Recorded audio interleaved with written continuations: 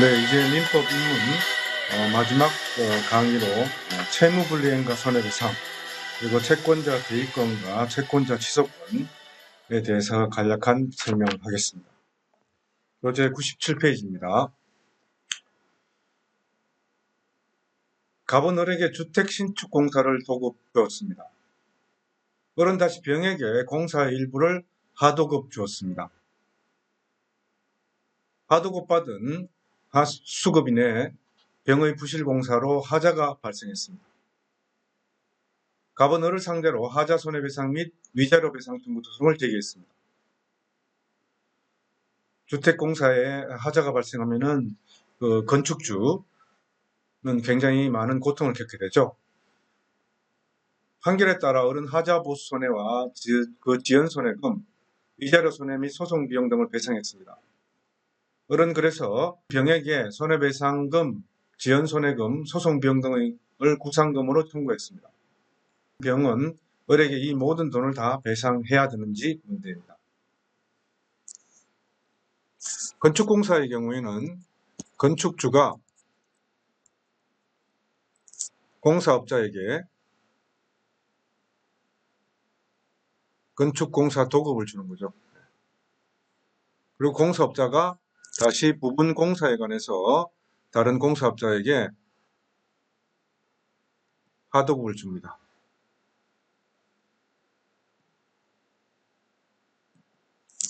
이런 관계가 형성됩니다. 원래의 도급은 건축주와 공사업자의 관계이고 하도급은 공사업자와 하수급인과의 관계입니다. 이 건축주를 이제 도급인이라고 하는 거죠. 공사 도급계약. 그리고 공사업자는 수급인이 됩니다. 그리고 하도급 관계에서 다시 부분 공사를 맡은 사람은 하수급인이 되는 것이죠. 이 용어를 분명히 기억하고 설명을 해야 되겠습니다. 수급인이 그가 신축한 주택의 하자와 관련해서 건축주로부터 손해배상 청구를 당해서 그 하자에 대한 손해배상금 및 이에 대한 지연손해금을 지급한 경우 지연손해금은 수급인이 자신의 채무를 이행을 지체함에 따라 발생한 것에 불과하다.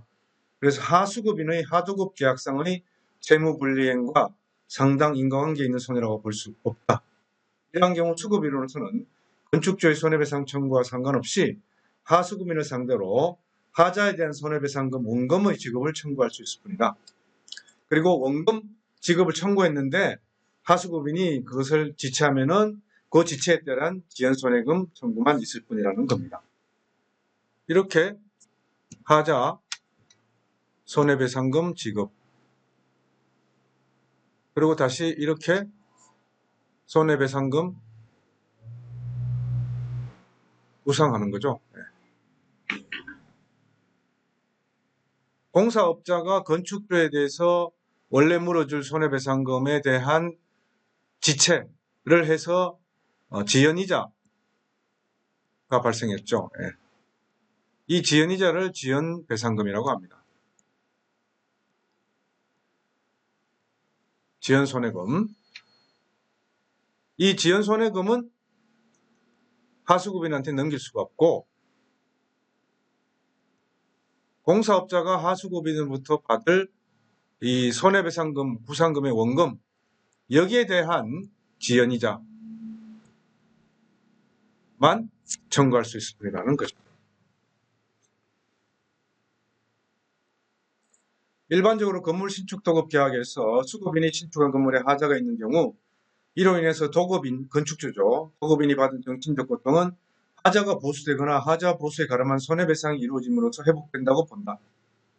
그래서 도급인이 하자의 보수나 손해배상만으로는 회복될 수 없는 정신적 고통을 받았다는 특별한 사정이 있고 수급인인 공사업자가 이와 같은 사정을 알거나 알 수 있었을 경우에 한해서 정신적 고통에 대한 위자료를 인정할 수 있을 뿐입니다. 수급인이 건축주에게 정신적 고통에 대한 위자료를 배상한 경우라면 하수급인에 대해서도 그 부분에 구상 청구도 할 수가 있습니다. 그 다음은 2번, 3번은 건너뛰고 4번 사례를 보겠습니다. 자, 이 부분은 이제 과실상계와 이득공제, 즉 손익상계와 관련된 부분입니다. 채무자가 채권자에 대해서 채무불이행으로 인한 손해배상을 치는 경우에 채권자에게 과실이 있는 경우에는 그 과실을 참작해야 됩니다. 이걸 과실상계라고 그러죠. 손해부담의 공평을 기할 필요가 있는 때에도 채무자의 책임을 제한할 수 있습니다. 공평의 원칙에 의한 책임 제한입니다. 다만 고의로 채무불이행을 야기한 채무자가 채권자의 부주의를 이유로 자신의 책임을 감해달라고 주장하는 것은 원칙적으로 허용되지 않습니다. 채무불이행으로 채권자에게 손해를 생기게 함과 동시에 이득을 가져다는 경우에는 그 이익을 손해의 산정에서 공개되어야 되는 것을 이득공제라고 합니다. 손익상계라고 흔히 부른다고 그랬죠. 공제되는 이익은 손해배상 책임의 원인과 상당 인과관계에 있는 것에 국한된다. 채무불이행에 관해서 채권자의 과실도 인정되고 채권자가 그로 인해서 이익을 받은 것도 인정되는 경우에 손해배상액을 산정할 때 과실상계를 한 다음 이득공제 손익상계를 해야 됩니다. 이것은 손해부담의 공평을 기하게 한 책임 제한의 경우에도 마찬가지로 적용됩니다. 채무불이행으로 발생한 손해가 1,000만 원입니다. 채권자의 과실 비율이 30%. 그런데 이미 채권자가 채무자로부터 받은 금액이 200만 원이라면 채권자가 받을 수 있는 손해는 얼마입니까? 그리고 채권자가 손해의 일부 청구로 우선 700만 원만 청구했는데 과실 비율이 40%이면 채권자가 받을 수 있는 손해는 얼마가 됩니까? 자, 과실상계와 손익상계의 적용 순서 그리고 일부 청구인 경우에는 그 비율을 어떻게 책정하는가의 문제입니다. 자, 일부 청구가 무엇인가 하면은 전체 금액이 있는데 우선 그 일부만 청구하는 금액이죠. 일부 청구의 경우에는 손해액 전액에서 과실 비율에 의한 감액을 하고 그 잔액이 청구액에 미달하면 잔액을 인정하게 됩니다. 자, 1번 사례의 경우에는 과실상계를 먼저 하면은 700만 원이 되죠. 1,000만 원에서. 그리고 이득공제를 하면은 200만 원을 빼면 500만 원이 됩니다. 자, 2번의 경우에는 일부 청구를 했는데 700만 원만 청구했죠. 그런데 전체 손해액은 1,000만 원이죠. 그래서 전체 손해액에서 과실상계를 먼저 하면은 600만 원이 되죠. 과실 비율이 40%니까. 근데 청구 금액은 700만 원이죠. 그러면 600만 원만 인정하게 된다는 그런 뜻입니다. 자, 그 다음 사례입니다. 그 다음 사례는 이제 손해배상액의 예정이라는 경우입니다. 채무불이행의 경우에 채무자가 지급해야 할 배상액을 미리 정하는 것입니다. 채무불이행이 생기면 이만큼 손해를 배상해라 라고 이제 미리 계약에 정해놓는 거죠. 손해 발생과 손해액의 증명 곤란을 막고 채무자에게 심리적 압박을 주어서 채무를 이행하도록 하는 기능이 있습니다. 그러니까 따로 손해 발생과 손해액을 증명할 필요가 없이 바로 이런 어떠한 채무불이행 사태가 발생하면은 이런 손해액을 배상하도록 예정 약속을 한다는 거죠. 손해배상의 예정이 있는 경우에는 채무자의 기책사유가 있어야 됩니다. 어떠한 기책사유에 관계되지 않는다는 기책사유 불문한다는 약정은 엄격하게 해석을 합니다. 그리고 현실적인 손해 발생은 필요치 않습니다. 그리고 채권자가 실제 손해액이 예정액보다 많다고 증명하더라도 그리고 채무자가 실제 손해액이 예정액보다 적다는 것을 증명하더라도 실제 손해액이 아니라 예정액만 청구할 수 있습니다. 다만 공사도급계약에서의 하자보수보증금은 손해배상액의 예정이긴 하지만은 실손해액을 입증하여 투가 상당의 손해배상을 받을 수가 있습니다. 이런 손해배상의 예정액이 부당하게 과다한 경우는 법원은 당사자의 주장이 없어도 직권으로 감액할 수 있습니다. 예정액이 부당하게 과다한 경우라고 하는 것은 채권자, 채무자의 각 지위, 계약 목적 및 내용, 손해배상 예정액을 예정한 동기, 채무액에 대한 예정액의 비율, 예상 손해액의 크기, 당시 거래 관행 등 모든 사정을 참작해서 일반 사회관념에 비추어서 그 예정액의 지급이 채무자에게 부당한 압박을 가하여 공정성을 잃는 결과를 초래한다고 인정되는 경우를 말합니다. 이러한 경우에 감액되는 부분은 처음부터 무효가 되는 거죠. 손해배상 예정액의 부분에 일부가 무효되는 겁니다.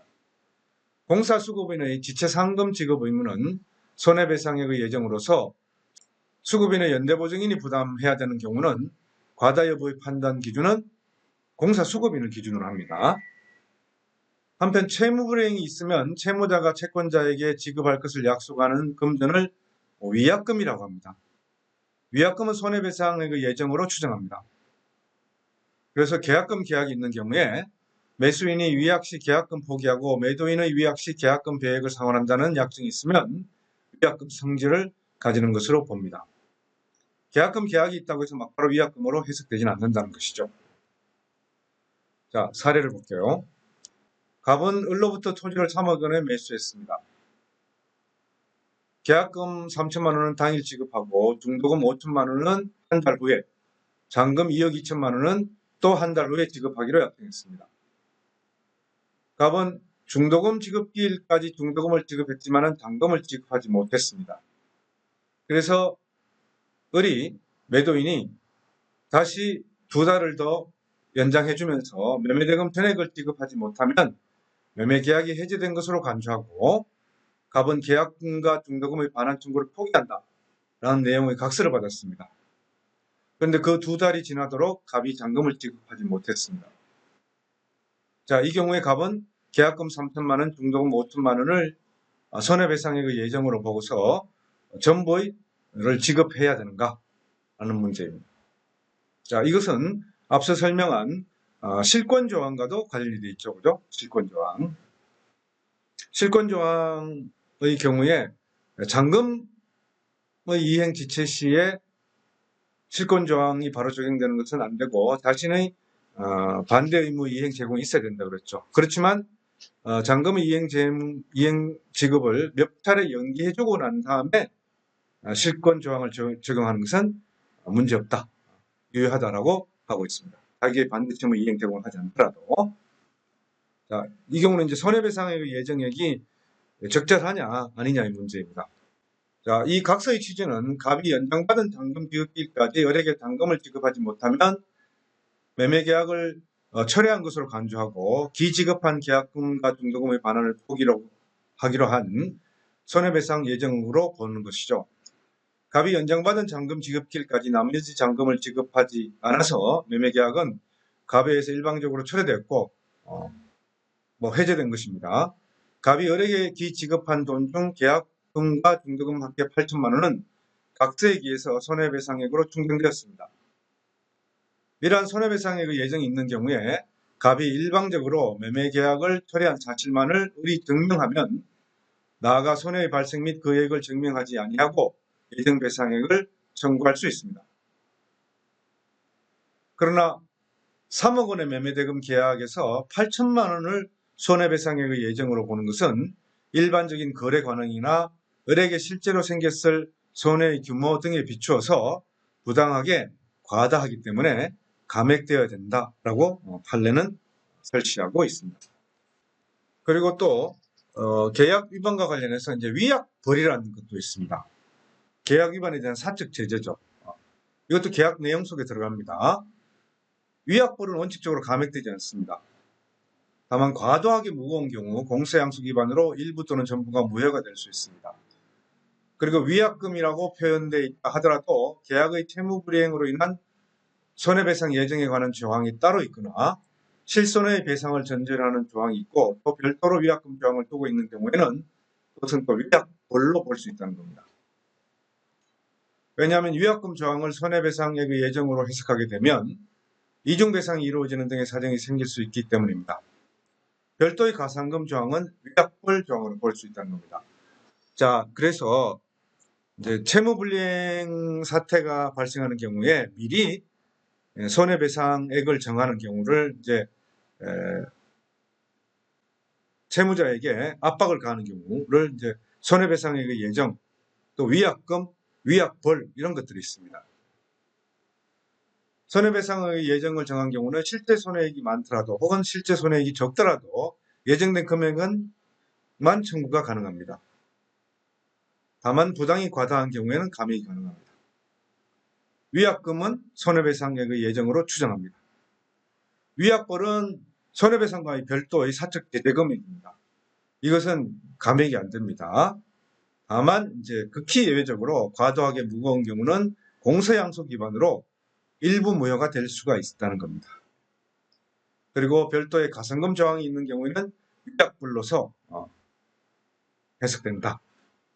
그리고 위약금이라는 명칭으로 되어 있더라도 위약불로도 해석될 수 있다. 이것이 현재 판례로서 정리된 내용입니다.